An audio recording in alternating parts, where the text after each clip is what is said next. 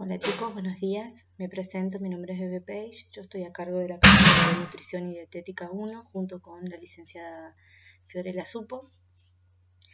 Me quería presentar ya que no hemos tenido posibilidad por estas circunstancias del COVID-19. Antes que nada, vamos a hablar un poquito sobre ya lo he hecho, todos los trabajos, los teóricos presentados y sobre la bibliografía consultada. Ya les marqué a varios en forma individual el tema de usar la bibliografía requerida por la cátedra, que utilizamos habitualmente, que es el libro de Fundamento de Nutrición Normal de López y Suárez. Esta es la última edición, pueden utilizar la anterior, no hay problema. Los temas que hay nuevos se pueden sacar de otra bibliografía sugerida. Tratamos de utilizar siempre ese libro como para que todos tengamos lo mismo. Todos estos trabajos les va a servir a ustedes a modo de resumen, digamos, para los parciales o para los finales. Por eso traten de hacerlo lo más amplio posible.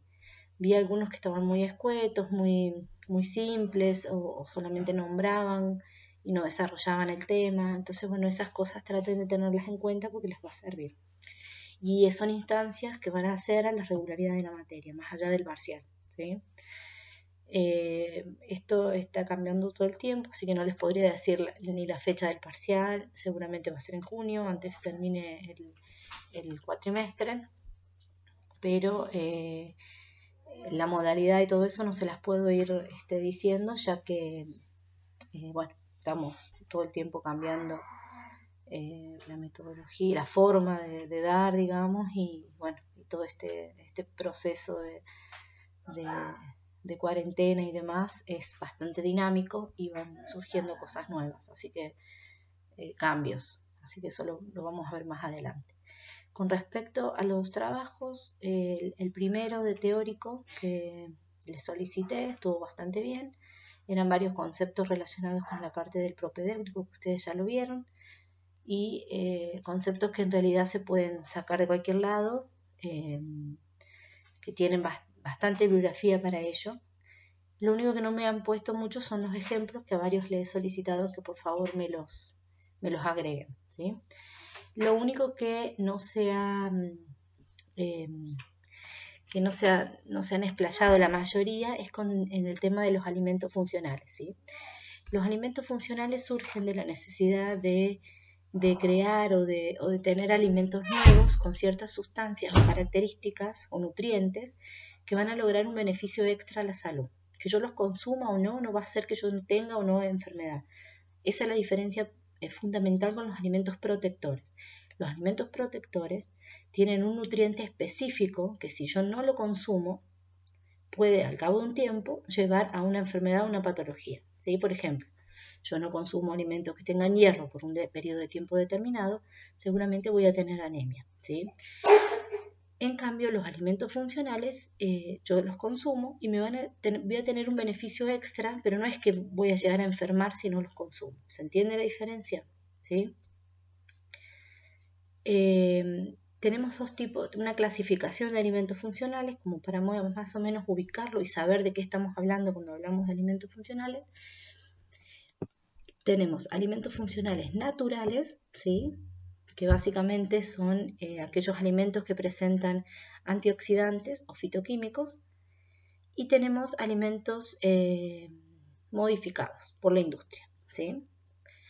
En cuanto a los alimentos modificados, se pueden modificar aumentando la concentración de algún componente natural que tenga el alimento, por ejemplo, la leche que tiene calcio, se le adiciona más calcio todavía, como para lograr un beneficio extra, ¿sí? Para tener mayor concentración de calcio en ese producto.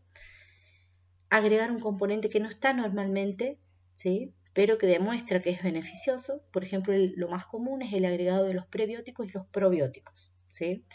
Reemplazando un componente que es dañino, ¿sí? Por otro que se ha demostrado que tiene efectos beneficiosos, o extrayéndole a algún componente para lograr un beneficio de ese alimento, como por ejemplo sacándole la grasa a los productos lácteos y hacerlos descremados, la grasa saturada principalmente, que sabemos que la grasa saturada está asociada a enfermedades o patologías cardiovasculares.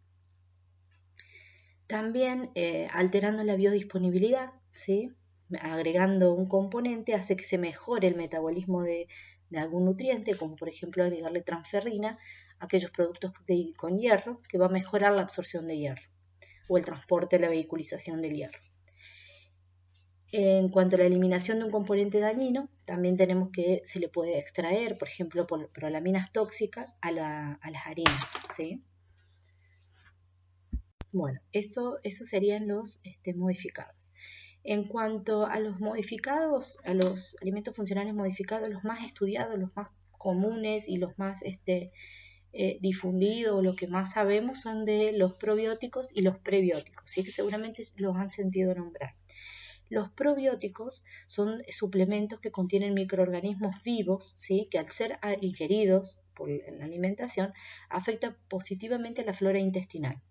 Los más conocidos, los que más se usan en la industria, son los bifidobacterios y los lactobacilos. Eso generalmente se encuentran, y ustedes lo van a ver en los productos lácteos, en donde en la información nutricional abajo, la letrita chiquita o en algún espacio reducido, van a ver que dice con probióticos o bio, o dice la palabra bifidobacterios o lactobacilos, GG, que decía antes en el queso, por ejemplo. Es lo más común que se le agregue en la industria, principalmente láctea. Como dije, son microorganismos vivos, ¿sí? Que sobreviven a la acción enzimática de los jugos gástricos, ¿sí? De toda la acción enzimática digestiva, ¿sí? Pasa a la parte intestinal y es allí donde cumplen su principal función, ¿sí? En la parte intestinal. Dentro de las funciones tenemos que actúan sobre la alergia y la inmunidad, ¿sí? Previenen el desarrollo de enfermedades intestinales, enfermedades inflamatorias intestinales. Se usa muchísimo en el tratamiento de diarreas agudas asociadas con antibióticos o la diarrea famosa del viajero, para la enterocolitis necrotizante, la constipación, ¿sí? La digestión de la lactosa, tiene un efecto muy a nivel gástrico sobre el Helicobacter pylori, que es uno de los causantes de las gastritis. Es muy beneficioso para todos esos tratamientos, ¿sí? Y con respecto, esos son los probióticos. Entonces dijimos, probióticos, microorganismos vivos. Y los más conocidos son los bifidobacterios, lactobacilos, son los más utilizados. Y los prebióticos, ¿sí? Son integrantes normales de los alimentos. Generalmente cuando ustedes vieron la parte de hidratos de carbono, la clasificación, vieron los polisacáridos. Dentro de los heteropolisacáridos había, digamos que los prebióticos están dentro de esa clasificación. Son heteropolisacáridos que no son digeridos, ¿sí? Que son, no son atacados tampoco por las enzimas digestivas, ¿sí? Y tienen una acción muy beneficiosa sobre la flora bacteriana normal del intestino, ¿sí? Nosotros tenemos una microbiota normal en la parte del colon que hace que funcione normalmente la parte intestinal, ¿sí? En cuanto a la formación de la materia fecal y demás. Los más conocidos de los prebióticos son la inulina y el FOS. El FOS es una abreviación de fructo oligosacárido. Se encuentra generalmente en la fruta y en las verduras, en las semillas, ¿sí? Los cereales. ¿Cuáles son las funciones? Estimulan el crecimiento de las bifidobacterias, ¿sí? Mejorando la flora intestinal, como dije anteriormente. Generalmente los prebióticos